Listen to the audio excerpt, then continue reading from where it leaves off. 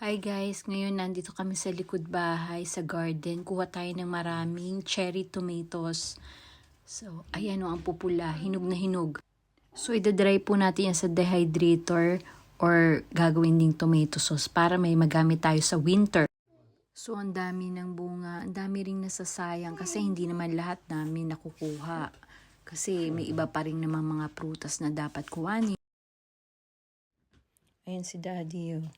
O, ito yung puno number 1, 2, 3, 4. Tapos marami ibang tomatoes yan, yung malaki. Tinakluban muna nila para sa susunod yan. May kukwan. Yan po yung tanim na paprika, yung likod gubat na.